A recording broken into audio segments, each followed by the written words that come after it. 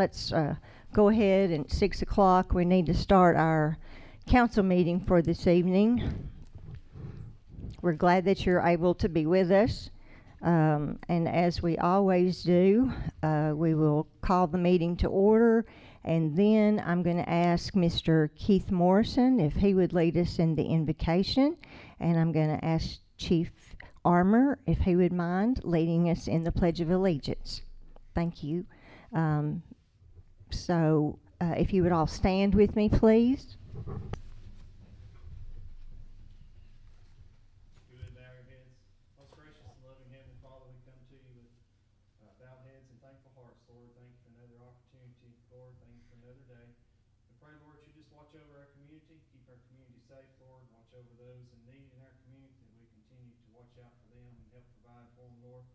Pray for this board as they continue to make decisions to move the city forward, that you just reach down and touch them, Lord, that they follow and continue in a positive direction. Pray, Lord, for those in our community that are sick and those that are faced with death or loss of a loved one, that you be with them and comfort them, Lord, in their time of need. Pray most of all for those who are lost, that be saved, for it's everlasting too late. In your name we ask these many things. Amen. I place flag. I pledge allegiance to the flag of the United States of America and to the republic for which it stands, one nation, under God, indivisible, with liberty and justice for all. Thank you.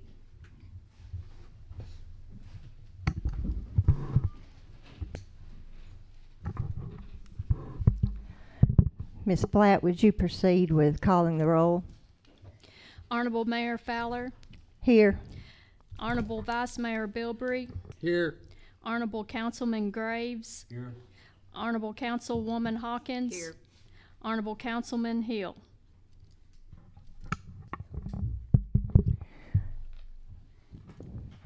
The next item is to consider our agenda for this evening and the minutes as they were presented for last month's meeting. We've all had a chance to look these over. I'll ask the council to look at the agenda as well as the minutes. Let me know if there are any changes that need to be made.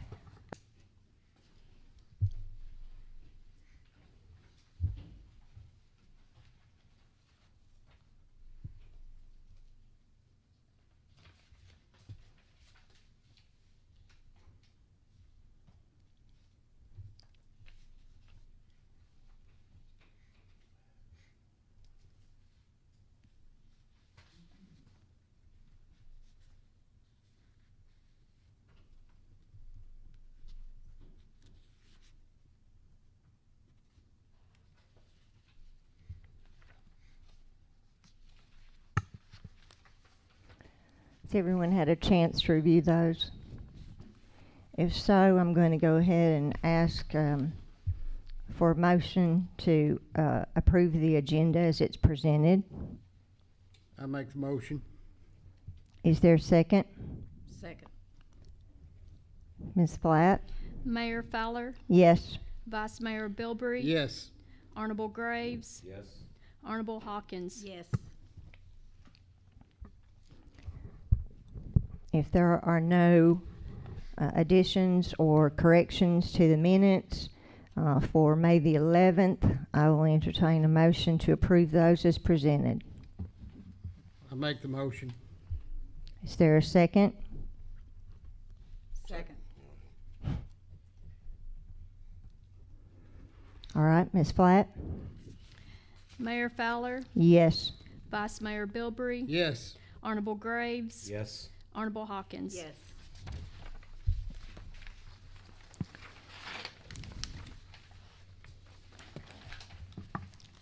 Next item is to consider approval suspending the reading of ordinances 664-21, 665-21, 666-21, and Resolution 335-21. The reason that we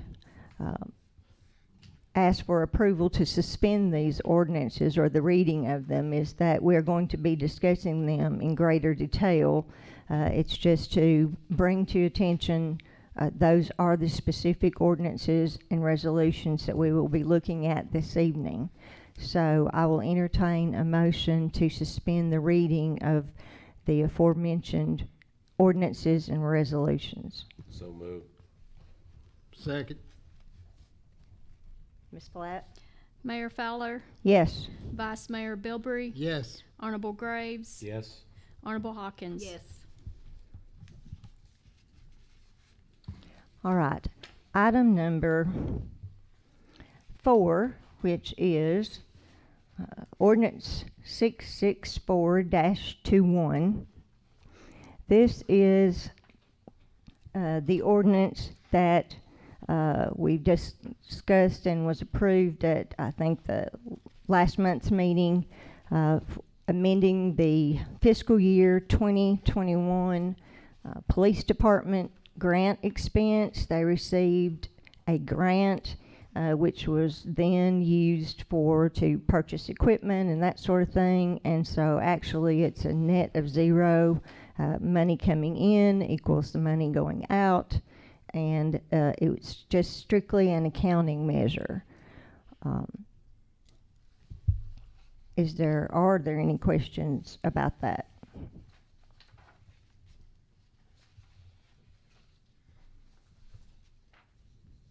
Okay, hearing none. Hearing? We will go ahead and open the floor for a public hearing regarding this ordinance.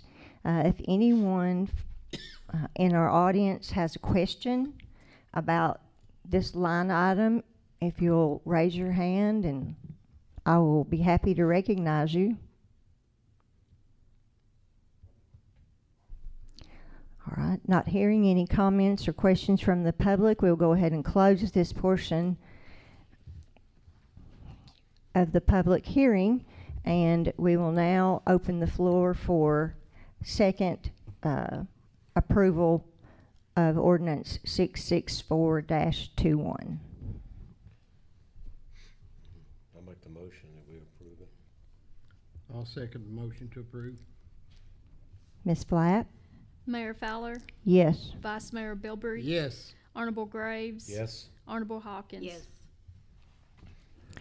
Item number 5, consider approval of first reading of ordinance 665-21 to revise a section of the All Good zoning ordinance regarding drainage and storm water management regulations.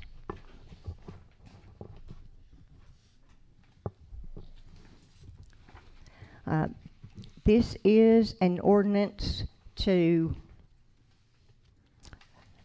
revise some of the text that we have regarding drainage and stormwater management. It has been recommended, or at least shown to the Planning Commission, and they have no problem with it. And it basically tightens up and makes it a little more clear about how we are going to handle drainage and stormwater.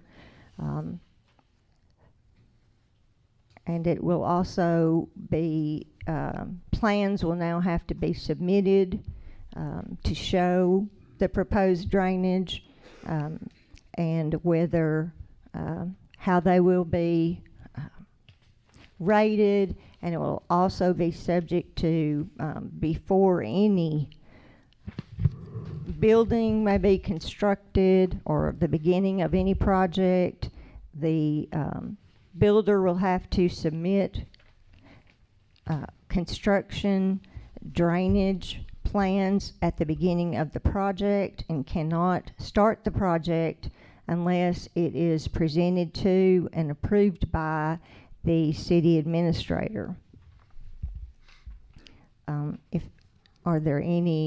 Is there anything else that you would like to add, Mr. Morrison? This gives us control over where the location of the outlet for any kind of detention structure will be located. It also adds a 5-year flood frequency event to the years that they have to design retention for. So this will make the flood frequency events of design for 2-year, 5-year, 10-year, and 25-year, and also that they should be checked for 100-year frequency events. And in areas deemed critical or cases where design will result in small increases in facility size, we can require the design to meet the 100-year flood frequency event. I might add to that, we're also gonna require them to do this on the front end instead of the back. Residential houses are exempt, but we are gonna require driveways to no longer allow water to be dumped out in the streets. You know, they got to divert the water into the ditch lines through a swell or slopes or angles or whatever it takes. I think this will be a drastic change. There's not a lot of residential construction going on, and I think there's 3 houses under construction and all good. If we'd have done this, if we'd had this in effect a long time ago, I believe we'd be in a lot better shape today. Well, you know what they say about hindsight. But going forward, we can have 2020 or at least as close as possible. This will make a major change on commercial. We'll actually get this thing in on the front end. We'll get to see it work before the build. We'll still have a developer within our grasp throughout the construction process. So if the thing don't work, he ain't never gonna get to use the building. So that'll give us a lever we've not had in the past. A little more incentive for them to be a little, to heed this and to be careful with what they're proposing. Does council have any questions, comments? I got a comment. I think this is a very good ordinance, and had this been in place prior to this time and that we're dealing with it, it would have eliminated a lot of questions we've been raising in the last few council meetings. So, you know, the runoff having to be equal and the way it's written up is a good step. And one more thing we're also doing, Keith and I, we're actually going and looking at some of these detention ponds, and we're asking them to be maintained. You know how they grow up, bushes grow in them, and they become virtually useless. Sometimes the outlet structure is enough sludge and mud washing, you can't find them, so they're not draining. Like that right now we're dealing with. But that's something else that I don't know that we don't need to plug in an ordinance some way to have some teeth in that. That might be something we might want to amend and put in there. That once you build one of these systems, you gotta maintain it. Keep it Yep. working. We could add that as an amendment, that there's a maintenance clause in there, subject to our approval.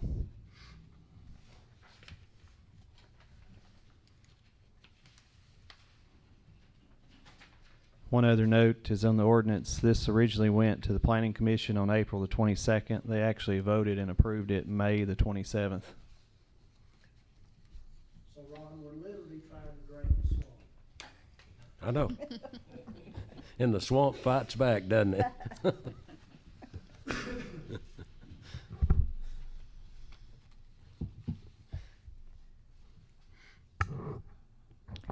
Well, I think that we all see the benefit to this ordinance. Do we want to go ahead and consider it as is, or should we wait and put the amendment? Mr. Rader, you have an opinion? I think it's fine to articulate the amendment now if you want to, but it may be better to have it written up and have it to present to the council next time. And I don't think that that's a significant change that will require you to do 2 more readings.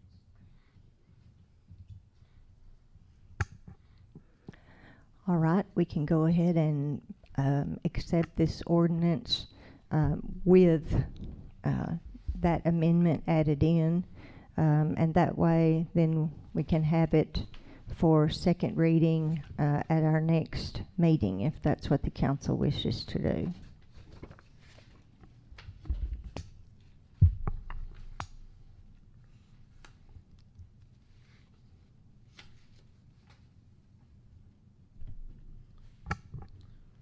I make a motion, we approve it with the amendment. Second? Oh.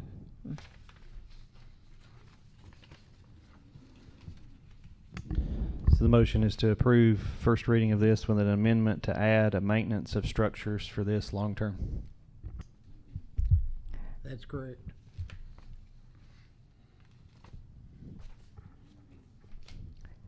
Ms. Flatt, if you would. Mayor Fowler, Yes. Vice Mayor Bilbrey, Yes. Honorable Graves, Yes. Honorable Hawkins. Yes. Item number 6.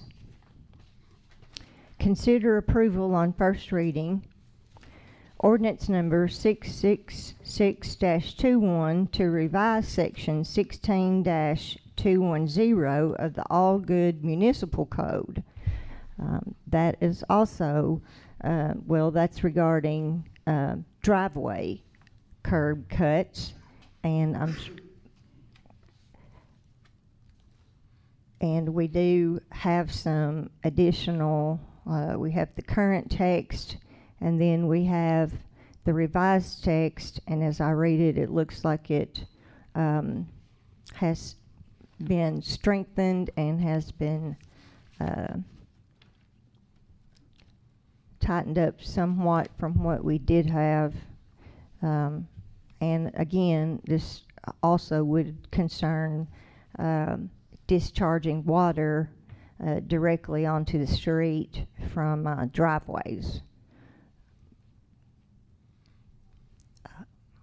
Is there anything that you want to add, Mr. Morrison, that I didn't call attention to?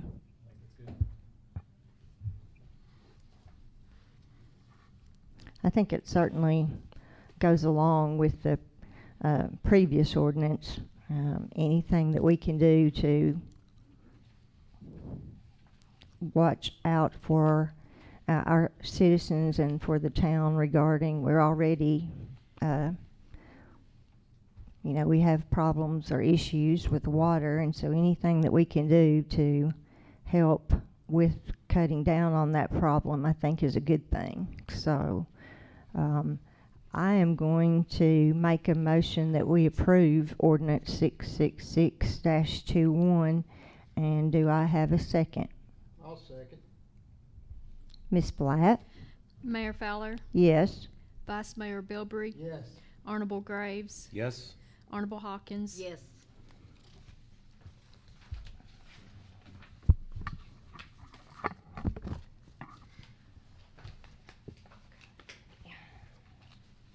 Item number 7 is to consider approval of some company in the amount of something for 2021 street paving and bid including the farmer's market. Now, why I said something versus something, we have 3 bids and we have 3 prices.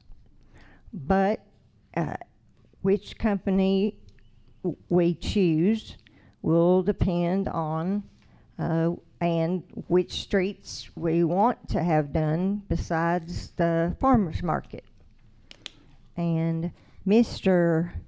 Morrison has been very gracious in putting this together, and I'm going to let him explain to us what goes with what and whose bid is which. So there are currently 3 active bidders for the street paving. Copeland, which is Copeland DRP, Tinsley Group, and Rogers Group.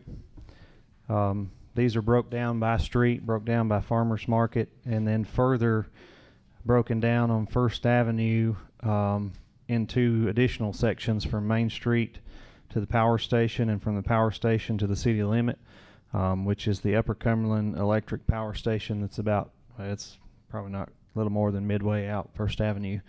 So that gave us an extra option there. There was one question asked tonight on the farmers market, that is with striping, with 2 inches of binder, and with 2 inches of top coat. Quinlan Lake and Dry Valley Road. Quinlan Lake is at the stop sign at 4th Avenue. Dry Valley Road is at the stop sign at Signature. The paving is peeling there, so the intent was to mill and repave those sections. West Washington is bid on here, as well as Mill Street and Morandi, and then First Avenue is the total, and then the First Avenue is the 2 breakdowns. I will make one note that if you choose Tinsley, we will not be able to pave Mill Street because the bid that they had submitted in their original packet was in error, and they will not honor that price. And so we'll have to throw that out, and then we need to select and name the streets that you wish to pave, and then I'll total them up here and which company you choose to go with. So if you want to go ahead and do Mill Street, then the obvious low bidder would be Copeland DRP. If you choose to not do Mill Street, then Tinsley is the obvious low bidder on the others. Of note, on the farmers market, Copeland DRP did not include striping, but Tinsley and Rogers Group did. So I guess the first question is, do you all have an answer, yes or no, if you want to pave Mill Street or not?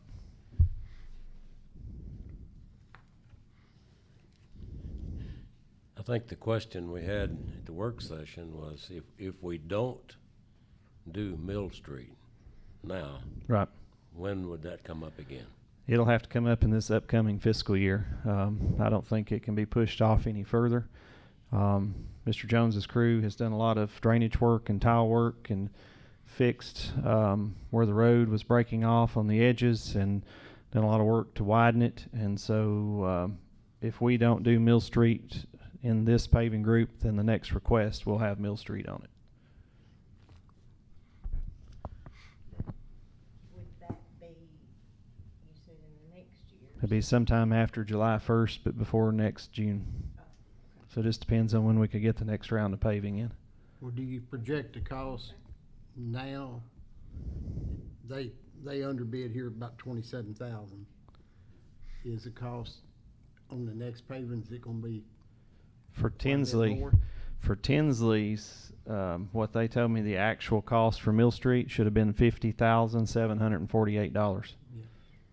So for them, it's more than double. Currently, Copeland DRP building Mill Street at $42,000, Rogers Group at $65,000. And they kind of go back and forth a little bit. So one's up on one street and one's down on one street. So and the variations change depending on which street you look at. For instance, Farmers Market is only about a $4,000 difference from 24 to 28,000. But when you go to a street like First Avenue to pave the entire street, the range is from $72,734 to $104,100. But then, for instance, Mirandy Road is from $72,000 to $79,200. Now that's the strip of Mirandy Road from Main Street to Highway 111. So some of the ranges are higher than others. Just depends on which one you look at. Mill Street ranges from $42,000 to $65,000.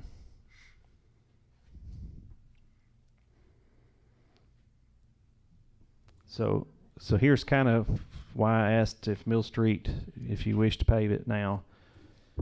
If you wish to pave Mill Street, Copeland DRP is the apparent low bidder because we have to throw Tinsley out. And even if you didn't throw Tinsley out, Copeland is still the low bidder on Mill Street. But they're higher on some of the others.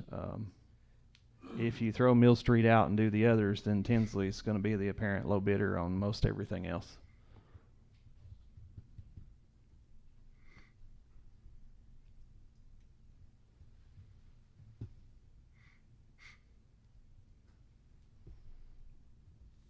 So let me give you, here's one example.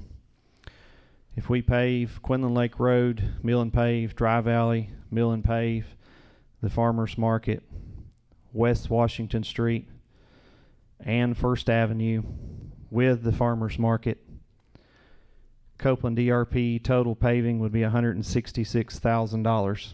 Tinsley paving would be a total of $142,923. And Rogers Group paving would be a total of $183,100.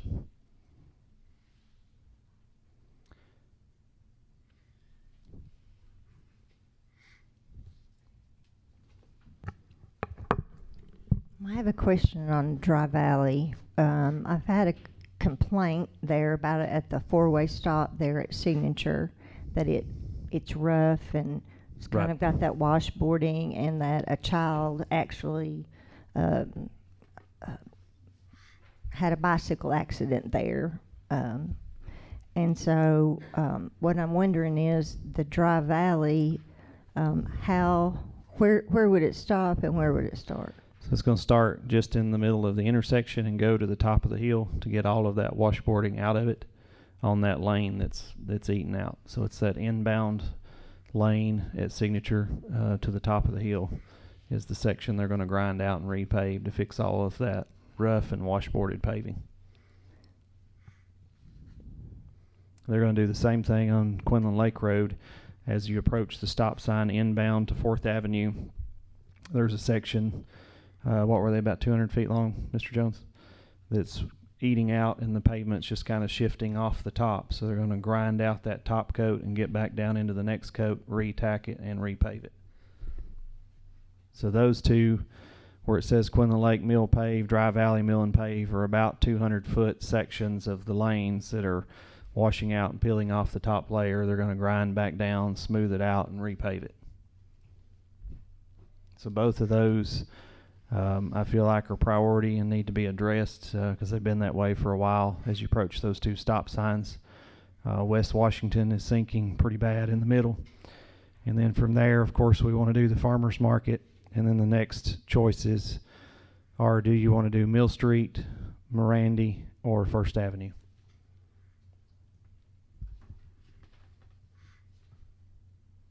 Well, are all the water issues or construction that we were thinking we were going to have to do on Mirandy, are those finished so we don't have to? We don't want to pave it and dig it up. Right. Mirandy's- So is Mirandy all good to go? Okay.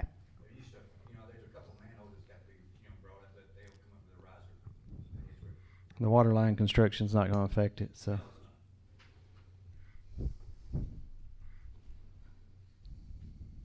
Well, Director Jones, how do you feel about, I don't want to put you on the spot, but I am, about Mill Street?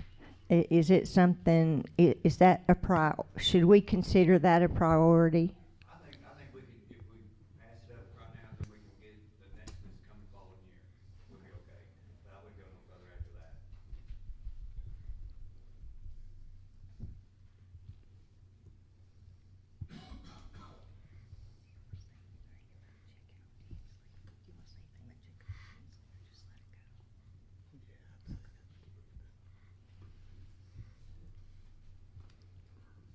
What do we know about Tinsley? Tinsley, Anybody have experience that's you've talked to? From Tinsley. What I found out, they do pretty decent work. Yeah. What I found out, they do good work.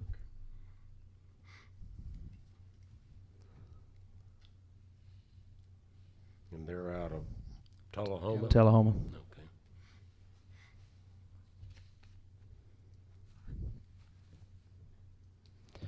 They're the new group on the list. We've done business with Copeland DRP and Rogers Group, just kind of back and forth. Rogers Group has done more for us more recently. Copeland DRP hasn't done as much in the last couple of years. And then Tinsley, of course, is the newest bidder, and we've never done business with them. They have done business with McMinnville, as Vice Mayor Bilbrey said, and I think they've also done some business in Sparta, maybe. Part of White County. Yeah.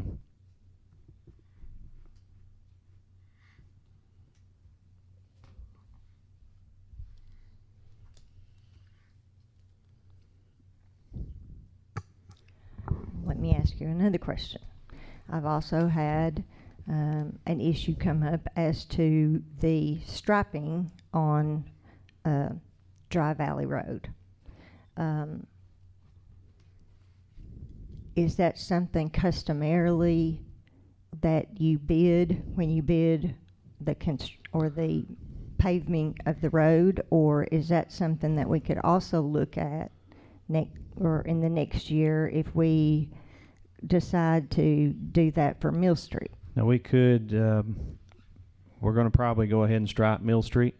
So that would be an option, that if you all wanted to restripe all of Dry Valley, that we could include that in a bid packet. And since there already would be doing striping at Mill Street, there's a good potential that would save you some funds to do those together. We have done that in the past where we include striping on an entire street. For instance, when we paved Main Street from Thompson Lane out to 111, we striped the entire run of Main Street, even though we didn't pave it. We went ahead and redid the striping with the thermoplastic, the better grade striping that seems to be holding up. So that is an option. We have bid striping separately and individually, which we can also do. We try to do it in conjunction with a paving project, usually because we just have striping already. So it makes sense if they're going to be here that they just kind of do it all at once. But those are options that we can definitely look at. I know there's some concern with Dry Valley about the rub boards as you approach the stop signs. So that may be something that we look at adding on a couple other locations too as they approach stop signs and things.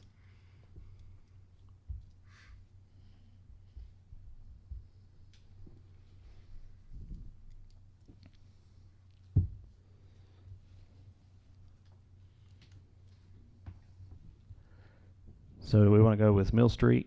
Yes or no? I guess I'm for leaving Mill Street to the Okay. next cycle. So that puts Tinsley as the next obvious low bidder. Or are you all acceptable with Tinsley? Okay. So that brings us to figuring out a total price.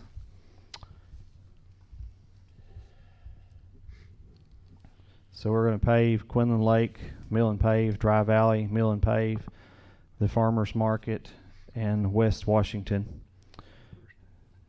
First Avenue. So it's either First Avenue or Mirandi. So which one do you all choose?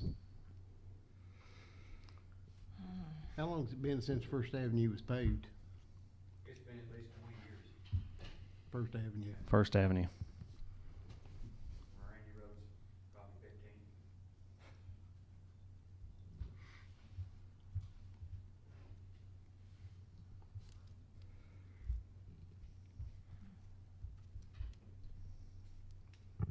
So 142,923 would be the total with Tinsley.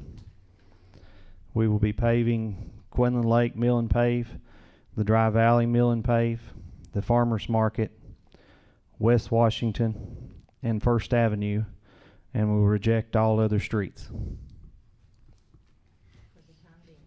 Yes, and we'll move them to the next paving phase. Is that all of First Avenue? Yes. The entire street? The entire street from Main Street to the city limits. That's a total for First Avenue of $72,734. For West Washington, the total is $27,670. For the Farmers Market, the total is $25,025. The Dry Valley Mill and Pave is $8,495. And the Quinlan Lake Mill and Pave is $8,999 for a grand total of $142,923, and rejecting all other streets. All right, council, that has to come in the form of a motion. I make the motion we accept Tinsley as Keith instructed there.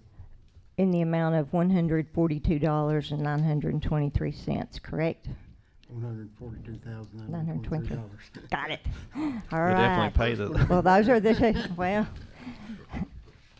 just, all right, there's been a motion made that we accept the Tinsley bid in the amount of $142,923. Make a motion. Well, Mr. Bilbrey made the motion. Ms. Hawkins, do you want to second that? Second it. Okay. And Ms. Flatt? Mayor Bilbrey. I'm sorry, Mayor Fowler. Oh my Yes, goodness. that's okay. Vice Mayor Bilbrey. Yes. Honorable Graves. Yes. Honorable Hawkins. Yes.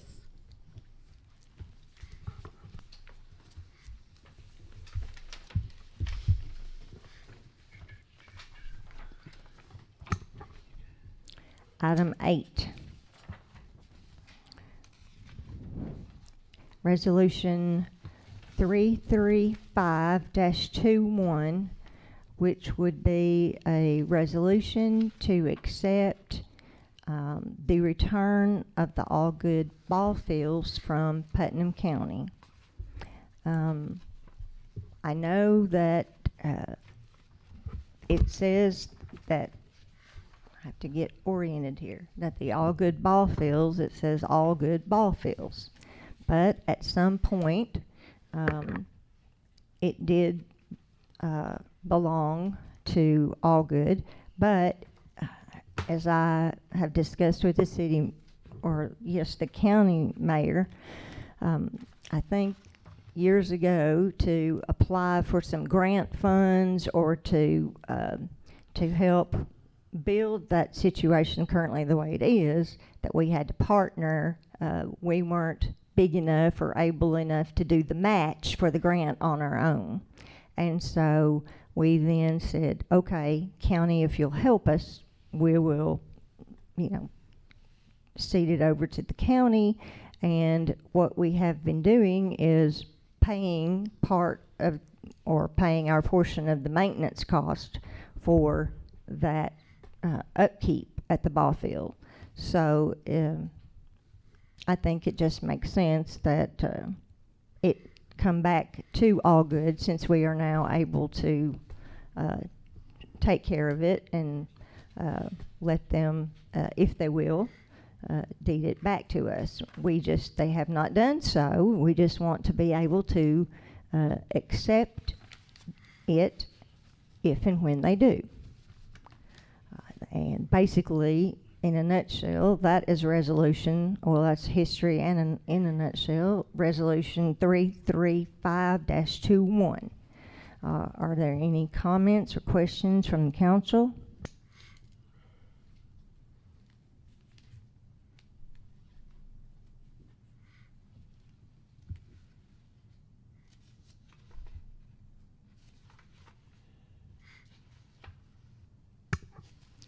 Hearing none, I am happy to make the motion that we approve resolution 335-21 to accept the return of the Allgood ball fields from Putnam County. Is there a second? I'll second. Ms. Flatt? Mayor Fowler, Yes? Vice Mayor Bilbrey, Yes. Honorable Graves, Yes. Honorable Hawkins. All right. We will now ask for this, if Mr. Morrison has a report or anything he would like for us to know about. So the park master plan phase 1 has been placed out to bid. Bids will be opened on July 7th for presentation to council for approval on July the 13th. So those are currently out. The plans are held with Clinton Engineering, and so any prospective bidders would contact Clinton Engineering to get the bid specs and pay the fees and get on the bidders list. June the 15th at 5 p.m. there will be a town hall for the park's master plan. We did an online survey, and so the next phase is to do a open public meeting, and there will be paper copies for any individuals who didn't get to participate in the online survey. June the 29th at 5 p.m. there will be a traffic town hall for any traffic concerns here at the City of Allgood. That is also at 5 p.m. here at City Hall in the council chamber.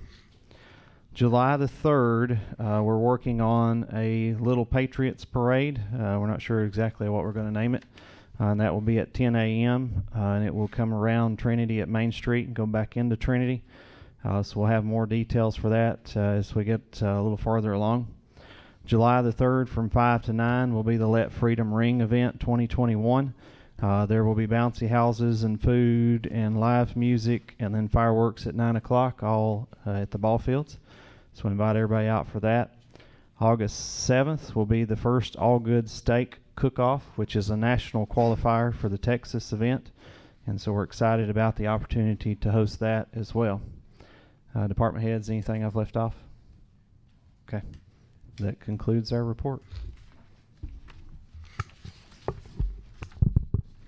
Now is the portion of the meeting that we devote to citizen concerns or questions. And if you have anything, I just ask that you raise your hand and let me know, and I'll be happy to recognize you.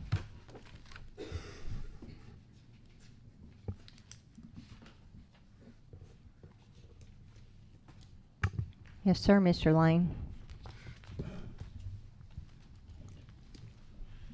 I don't know if this is something that all of them could do, but, you know, sometimes we have some sad situations that happens here in the city. We got one right now. And some of the light companies, Cookville does it, Common Electric does it, and I'll be the first to put my money where my mouth is. I'll put the first $100 in. If there was, I don't know if this is something that we're allowed to do or not, but it would be nice if maybe we could do it through a water bill, through a roundup, and that, say your water bill was $35.50, and you was willing to donate that other 50 cents. And then the council would make the decision how that was funded. Somebody that had a hardship or had a problem would actually have to come up here and present their case, and you'll just make a determination whether you want to help them or not help them. But I've not had a chance to talk to Keith on. Keith's on it. I'll give Keith my hats off to Keith. He's on everything that's going on in the city. He's really good. I've not had a chance to talk to him about this. I guess I'm springing it on him. But we got a very sad situation right now in Alton. And these people's house burned up. They ain't got the money to build it back. They don't have enough insurance. And it's just really, really sad, you know. And I don't know if it may be something we just legally can't even do. I don't know, but just food for thought. Think about it, and maybe that's something that we might be able to do someday to help somebody. Well, I'm not sure, but I don't know if it's on my light bill or my electric bill. It has like project contribution, and you can fill in an amount. City of Cookville does it, so does Upper Electric. Okay. It's automatic roundup. Yeah. You opt in or opt out, you can do it or. But I think that, and I'll let Mr. Rader speak to this if he wants to. Personally, I wouldn't want to have to come to the council and say, I need help with this or that. I think, right, I think maybe, 2 or 3. I mean, we don't need to make everybody's personal business, and give them some guidelines and something to go by. And if you're going to put up the first 100, I'll put up the next one. If we can do it, I'm in. Mr. Perrin. Don't we have organizations that do this? I mean, I donate to one personally called Helping Hand. Well, I think that is, yes, that's an organization that I know where it is on Broad Street, and I think they help. I thought they only helped with food needs, but if it's other things as well. Absolutely not. I put a substantial amount of money to that organization. They brought me around in a tour, Mm-hmm. and I asked them what their primary, where the money was going, and it's going for rents. Okay.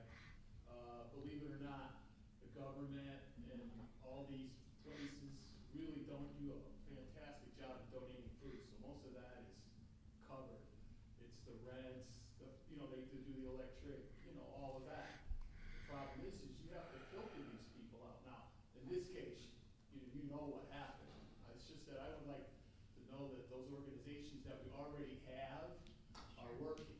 Okay, you got the Life Church, I'm sure that there might be some other ones, but personally, I know that organization, and I know that they'd be more than willing to help you. And I've donated lots more than $200. If you want an extra 100, I don't have a problem. We know here locally, Trinity Outreach has done a lot for families in need when they experience tragedies. They've been a real good group to work with and real helpful. A lot of our churches have been really helpful when we needed them, and when we've called on them for folks in need, they've really poured out and helped those folks. So Those are also options that we've used that have been very beneficial to our community and an integral part of what we try to do. And when we receive, I was in the front office the other day, and when we receive verification, when someone calls in on a water bill, if one of the organizations has agreed to pay a portion of that water bill or rental assistance or whatever it is, they call, we verify it, and then, you know, that's deducted from, you know, what they owe. But I don't know, it's a good idea, and I think we need to think about it some and kind of get some guidelines.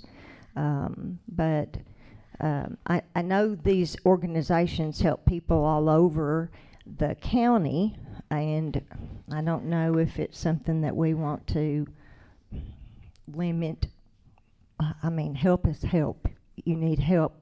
It doesn't matter if you live in Cookeville, Allgood, Baxter, or Monterey, but it might be something that Mr. Rader could guide us, or, oh, I sure says he already left. Okay, I could see you over there. I'll have to look into it a little Yeah, bit, but what I'm we- glad to give you some ideas about that. There's just some areas where there's no help. Like for instance, this person's house is burned up.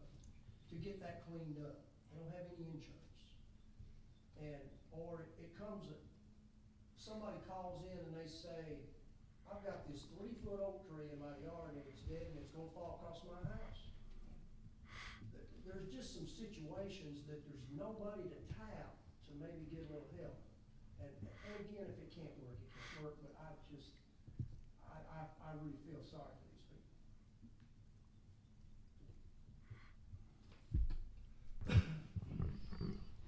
Well, I think it's an excellent idea, and I understand we have, you know, we have people on a fixed income. We have, you know, I'm thinking about some widows that I'm aware of who have no way of having something like that done, a tree removed or something like that that presents a danger. And I think if we can do it, it's certainly something that we should be doing. I mean, whether we're all good citizens or not, we're humans, and we need to treat each other that way and be respectful, and we need to help when there's when someone has a need.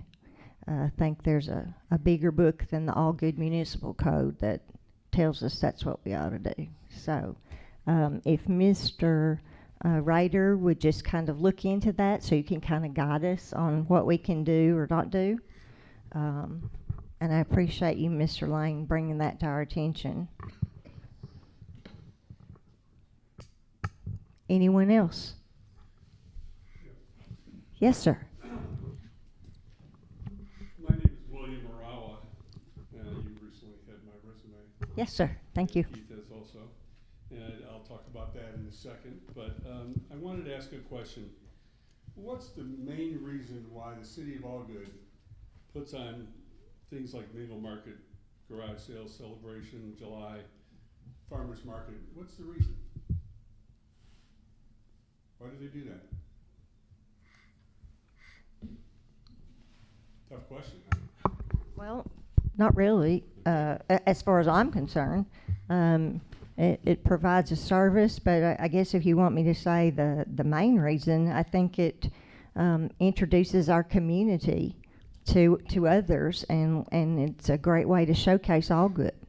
So you want to bring more people into Allgood. You want to showcase it, like you just said, with the new park and everything else. I'm a volunteer. I volunteer for the Mingle Market along with my wife, Tish. We can't seem to get one penny out of the city of Allgood to help us market for items that you just said to showcase the city. We asked for signs to put out for the Mingle Market because my wife put in so much time. We wanted to see a success in one thing. It wasn't successful. Even with the garage sale happening throughout the city, it wasn't successful because we had no marketing other than I heard this on the radio a few times. on community radio and things like that, but early in the morning. Facebook, my wife constantly updated Facebook, let them know that. But as far as just getting 50 signs, we asked for help, no help. Little things like that, farmer's market. Many people in this town have come to me and say, have you heard of anything about the farmer's market? And Chris and I did talk about this a little bit the other day. And the farmer's market, they're saying, is open. It's open every day. Place can be open, but if you don't market it, nobody knows it's open, or no vendors show up. I know some vendors have put in for their permits, but the bottom line is, there's no produce there being sold, there's no flowers being sold, there's no meat being sold, it's not a farmer's market until somebody comes and sells their product. Now, we went over to Cookeville, downtown, now they're selling like crazy. Everybody's well there, and I asked them, what can get you to Allgood? What can bring you to Allgood? Well, it's not even open yet. Oh, yes it is. It's, according to everyone, it's open. Well, they said, yeah, but you don't have any traffic and nobody knows it's open, so why should we go there? How can we market, how can we get as volunteers, how can we get some marketing money to do signs, banners? I talked to Mr. Bilberry. He told me about a sign that he's putting up in the farmer's market, possibly. Bill, I'm not sure if you had that secure, but farmer's markets, vendors are welcome to sign up. Nobody knows this stuff. How do we get the word out? We spent over $60,000 for the farmer's market. How do you get your ROI? How do you get your return of investment? To get people in there, to showcase Allgood better, we gotta get people there. It's great to have the farmer's market built, but if nobody's there, it's not gonna help anything. So how can I shake loose some money out of the city of Allgood? That's what I'm trying to ask. For the volunteers, because we are glad to put in the hours. My wife's put in a lot of hours, and I've helped her, and I'm willing to do whatever it takes for Allgood, because I'm committed to Allgood. This is where I'm gonna be buried. I'm not gonna be, it's not gonna be next year, but I'm just saying I plan on living here a long time. But the bottom line is, how can you expect anybody to volunteer when we can't get support, financial support from any, we're not talking a lot of money. We're talking $200. That's all we were asking. There's an electronic sign by Allgood Drugs, the electronic sign that's up there. Did we go on that and promote Allgood Farmers Market or the Mingle Market or anything? No, we didn't do it. And that's not an expensive thing to put a little thing there. People in Allgood, when people are coming into Allgood, they go how far? Normally. To Walmart. Okay? Maybe Sonic at the furthest. They aren't going downtown. Why? Because they don't know what's down there. The people outside of Allgood don't go down there. We've got to promote it. I'm a marketing guy. I know people. I can get things going, but I need the support of the city to help me. I've got more energy than anybody. I might be retired, but I retired way too early. And I can give my experience and my knowledge to you guys as a whatever position you want to put me in. But the bottom line is I've got a lot of experience and knowledge that I could utilize if you let my wife and I do, and you get a 2-for-1 deal here. You know what I mean? We've got a lot of stuff going on. That's all I basically want to say. The Mingle Market, we were really disappointed in it. Okay, the Mingle Market could have been awesome. There's just not enough energy. Everybody sets up, do whatever you want. I did a survey of all the vendors. I just went personally to the vendors and asked them, how did it go for you? Because if vendors aren't happy, they're not gonna come back. Food trucks, if they aren't happy, they're not coming back. Once we lose them, we've lost everything that we want to do in this city. So I went and asked everybody, the average 80% of the people were not happy with the traffic. 80% of the vendors. 2 out of the 4 food trucks said they were satisfied. That's not good enough. 50%. My wife's got, how many food trucks do we have coming? 8 food trucks. She's worked her butt off to try to get 8 food trucks for us. Food trucks bring in people, right? In the July celebration. And we could do food truck rodeos. We could do all kinds of good stuff. But we need marketing. We need a little bit of money, just a little bit. We're not talking about mills at 70 grand or whatever it's gonna cost, which I gotta throw a little bit of I'm gonna throw my little bit of 2 cents in here. Concrete prices are going out of their minds, and lumber. If you don't do it now, it's gonna be twice as much or 3 times as much, so just be aware of that. Because I just saw how lumber and concrete's going nuts, and it's not gonna get better, folks. It's gonna get, Painfully aware. yeah, it's gonna get much, much worse. Let me let you know we're painfully aware. Much, much worse. And so, I would love to do whatever it takes to help this city succeed. Let me do it. Just give me some tools, that's all I'm asking. Thank you very much. Appreciate it. Yes, sir. Thank you for your comments. Yes, ma'am.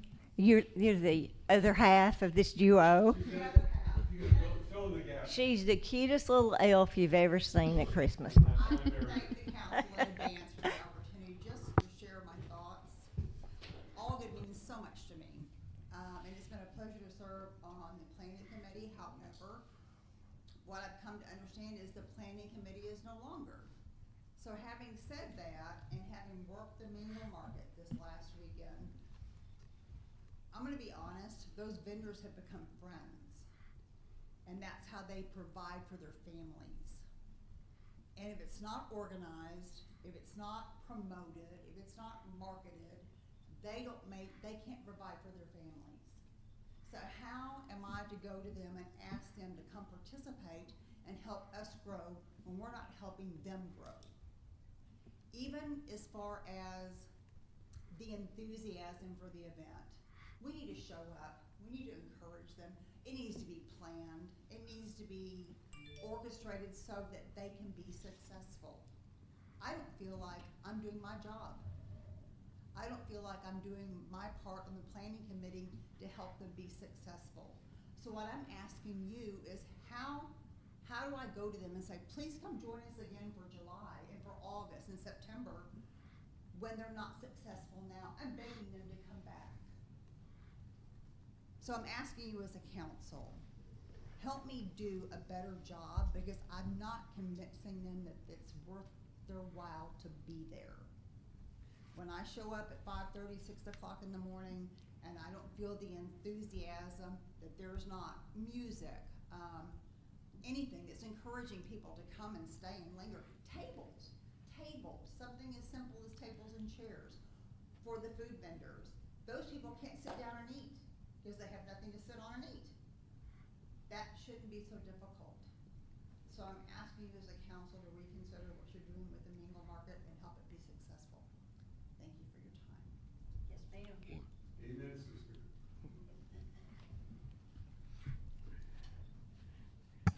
Yes, ma'am. Miss Linda Bilbrey.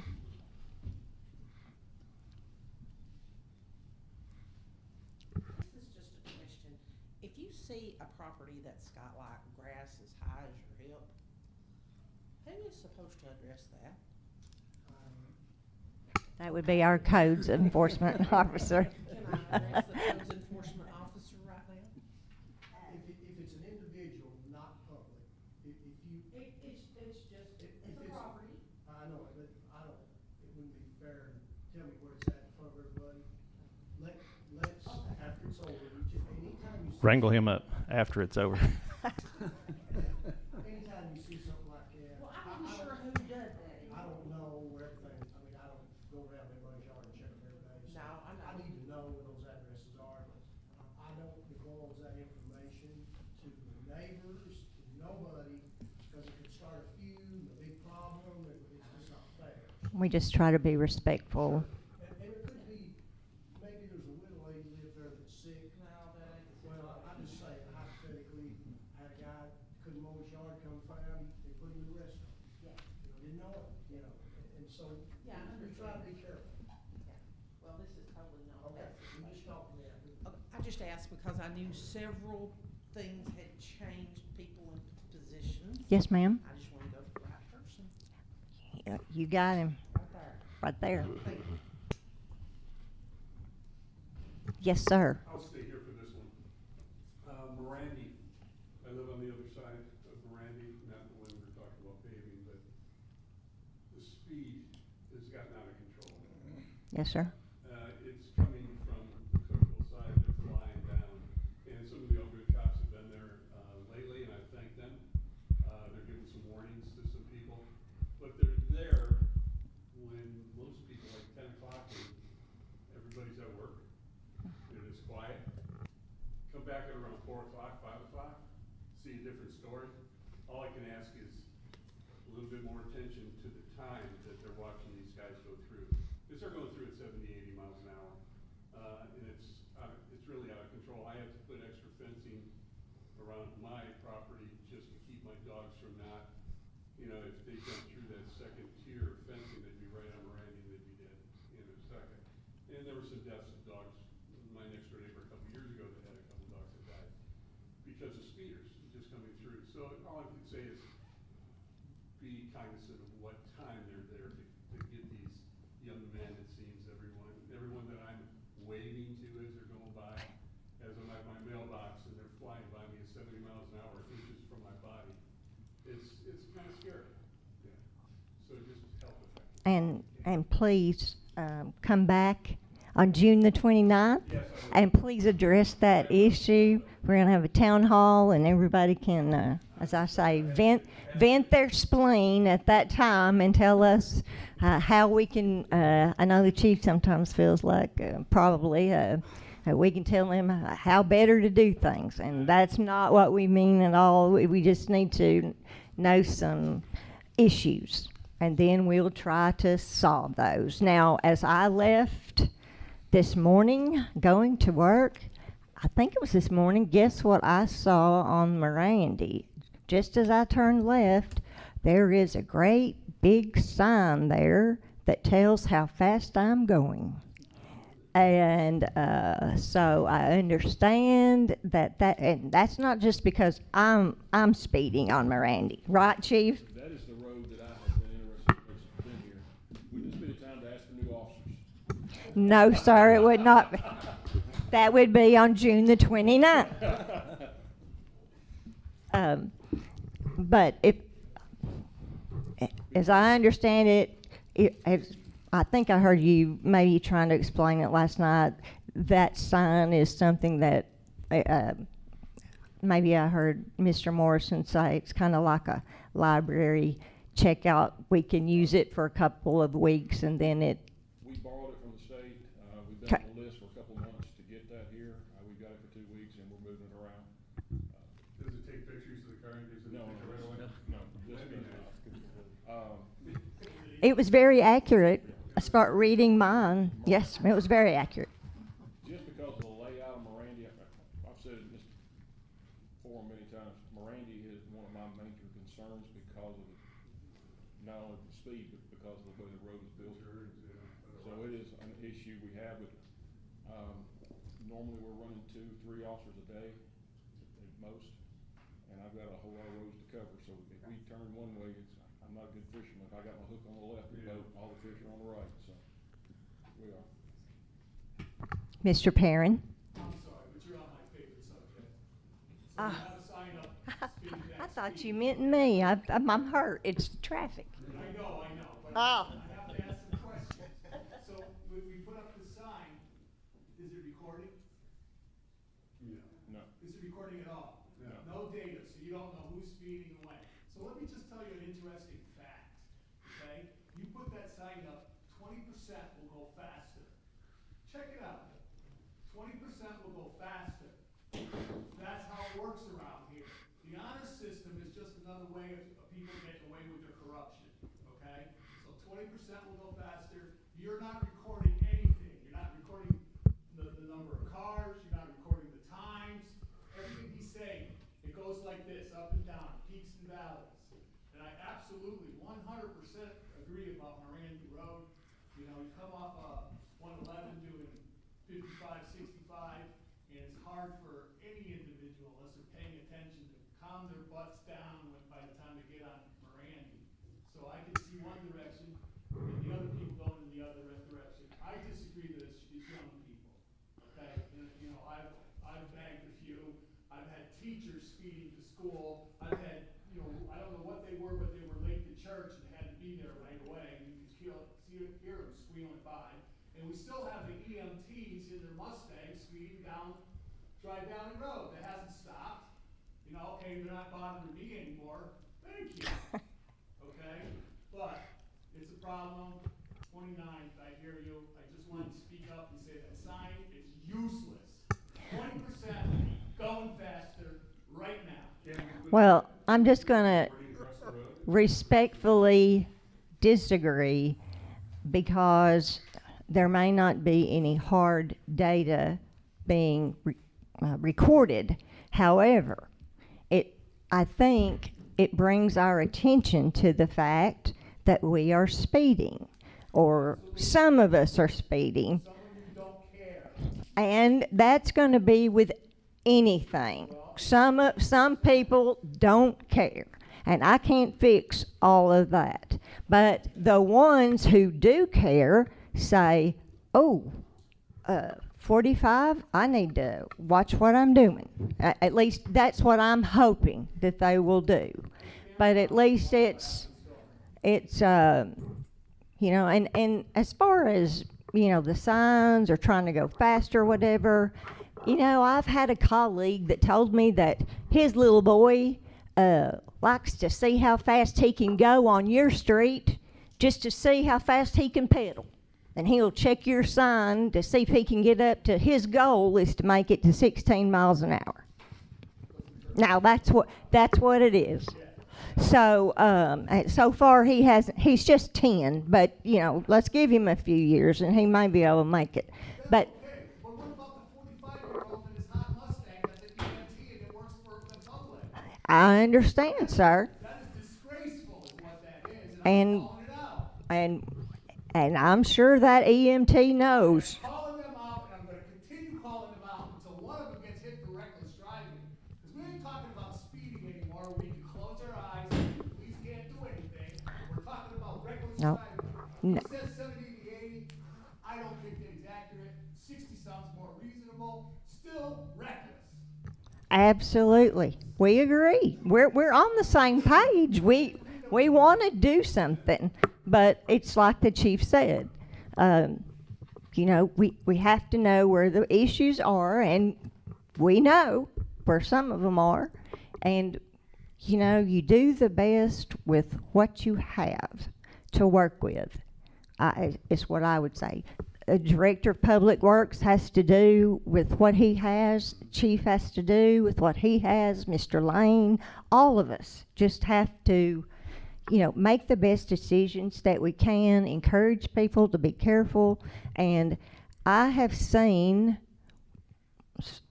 several police officers, because every time I see one, I can't see who it is. And that's not because I'm speeding, but the windows are darkened. I wave at everyone I see because I want them to know that Mayor saw me, knows I'm working. I've seen blue lights on the little gator or whatever it is, out on Dry Valley Road, just as fast as they can stop them. And so, you know, I know they're working. It's just we probably need to, like we say, at this meeting, be able to address the high traffic issues. And I think we still have what I call the counters. Do we still have those? And we put those at various locations. And you can explain better than I can. I'll be quiet and let you talk about those. Mayor, the sign we're using right now is part of a three-pronged process. Enforcement, that's tickets, warning tickets, or speed tickets. Education, which is, some people, I stopped a guy this afternoon in Brookside, he had no idea it was 15 miles an hour. He wasn't paying attention to the sign, he was driving 30. Apologize, he was rolling through. So we've got infrastructure, we might be able to change some things there, slow some things down, make some road changes. So enforcement, education, and infrastructure.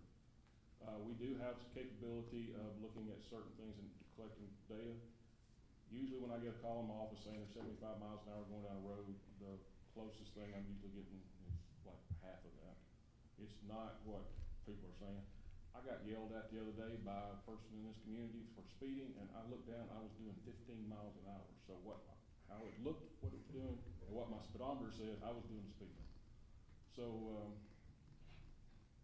again, we can't put a police officer on every street, but we're doing everything we can. Yes, we've been working Dry Valley very hard today. Matter of fact, just before I came in the council meeting, we were looking for a truck that got away from one of us. So, but again, we're on Dry Valley. What's going on Mirandy? We moved to Mirandy, we still got Dry Valley. And I don't think the city wants to put another officer on every street corner we have. I don't believe that's feasible. In addition to that, speeding's an issue in front of the public right now. I've got an officer that was rammed the other night over a drug stop and a theft charge. Had a guy on the greenway or the rail trail that was waving assorted individuals. I've had an overdose. So where is our focus here is to protect the public. And part of that is going to be speeding. Part of that is to keep people safe when they're walking down the rail trail. Part of that is responding to people's calls for complaints. So even though some people want to think all we do is speed cops, I've got officers out here working everything else. And we do what we can as we can get. And thank you for recognizing that all of us are on limited budgets.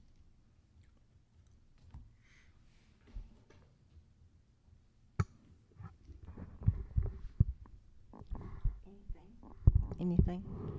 If that concludes the comment portion, I will entertain a motion to adjourn our meeting. And we have lots of things happening before the next council meeting, but the next council meeting is July the 13th. But let's remember there are a lot of things happening. Master Park Plan, Town Hall. I want to give Mr. Hill some grief. We have a traffic town hall on June the 29th, which he'll be here to lead, I'm hoping. And we have lots of opportunities for you to make your voice heard. So been very pleased with everything that we can do and that we're always happy to hear from the public. So with that, I make a motion we adjourn. Second. Any opposed? Not hearing any.